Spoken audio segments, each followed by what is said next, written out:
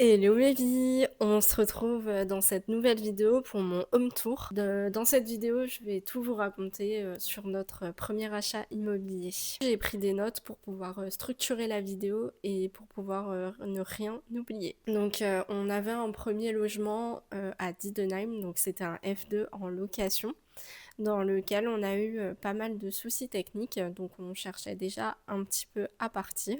Benjamin m'a demandé en mariage en octobre 2023, donc on était en plein préparatif de notre mariage qui aurait dû avoir lieu en mai 2024. En novembre 2023, j'apprends que je suis enceinte, donc on commence à regarder pour un logement un peu plus grand, pour un F3. Mais les prix étaient beaucoup trop élevés. On pourrait mettre ce montant dans un crédit immobilier. On se renseigne alors sur les constructions, mais le prix des terrains est beaucoup trop élevé. On tombe sur l'annonce d'un nouveau programme qui n'a pas encore débuté, de Carré de l'Habitat. Donc Carré de l'Habitat, c'est concrètement un bien divisé en 4 logements qui sont des duplex, donc on a tous un étage. C'est donc une copropriété, mais il y a de très faibles charges de copropriété finalement. On a visité un témoin et c'était vraiment le bon compromis entre le tarif, l'emplacement et la superficie. Parce que là, du coup, on a 90 mètres carrés, on a 3 chambres, une salle de bain, une salle d'eau, un garage et un parking. Et on a également notre jardin avec la terrasse. La banque, elle a tout de suite suivi, donc on a réservé un bien en décembre 2023 en prêt à décorer. On est ensuite allé vivre chez ses parents jusqu'à la fin de ma grossesse, donc jusqu'en juin 2024, histoire de pouvoir mettre de l'argent de côté. Ensuite, on s'est trouvé un petit F2. On pensait être livré fin d'année 2024, donc en fait ça collait super bien avec les 6 mois de cododo. Sauf qu'on a été livré en août 2025. Pour ce genre d'achat, on ne choisit pas grand-chose.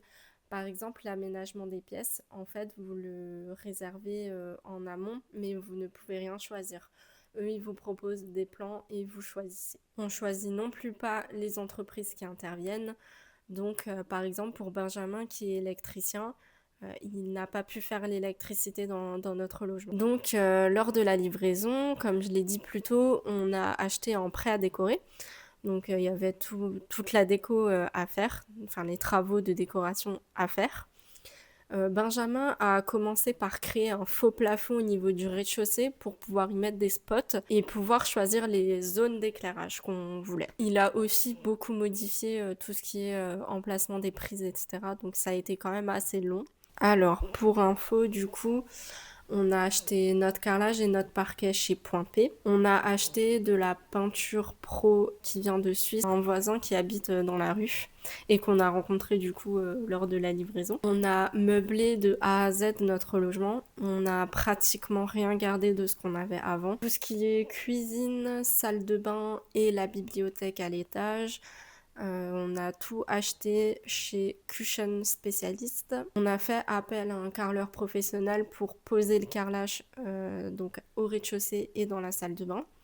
Initialement, on voulait le faire nous-mêmes, mais c'est quand même du gros travail. On voulait que ce soit fait assez rapidement. D'ailleurs, on a trouvé un super carreleur. On a peint toute la maison nous-mêmes et Benjamin a posé le parquet à l'étage. Et donc, avec tout ça, on a emménagé en octobre 2025. Alors, toute la copropriété, donc on est 2 bâtiments de 4, donc on est 8 en tout, a été insatisfaite du sanitaire qui est intervenu initialement. Donc moi, en tant que syndic bénévole, j'ai demandé explicitement à ce qu'il n'intervienne plus du tout et que du coup, il se débrouille pour intervenir s'il y a des soucis qui venaient à se présenter. Et évidemment, on a eu un gros souci. Je constatais de fortes odeurs de remontée d'égout au niveau de la salle d'eau du rez-de-chaussée que moi j'utilise en buanderie. Au début, on se disait que c'était normal puisque les tuyaux n'avaient pas été alimentés en eau voilà, depuis un certain temps. Donc on mettait cette raison sur ce fait.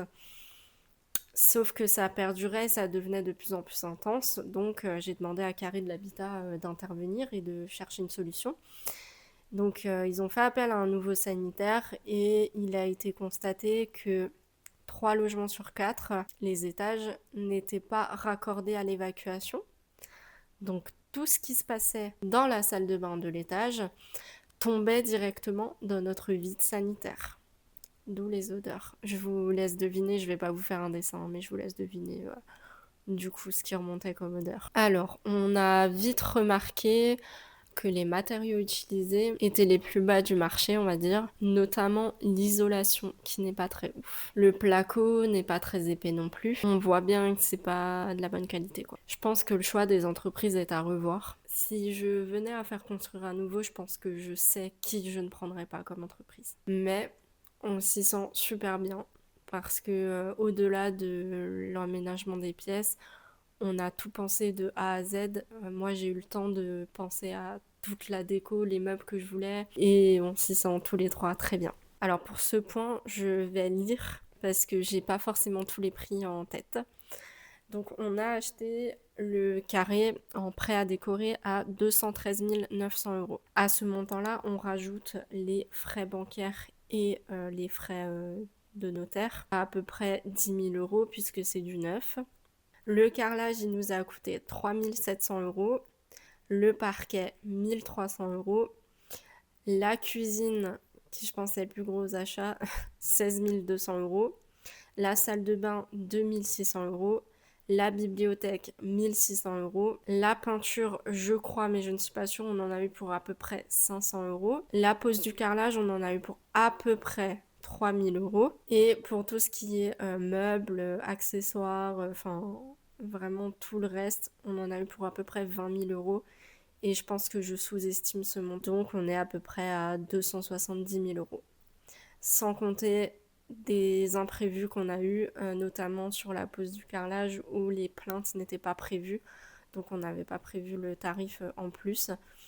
Après, comme tout achat, on a eu d'autres imprévus. J'ai changé d'avis quant à des meubles, des emplacements, des méthodes de rangement que j'ai eu, des idées de méthodes de rangement que j'ai eues par la suite et qui nous conviennent très bien aujourd'hui. Je vous laisse avec la suite de cette vidéo pour le home tour. Bisous mes vies!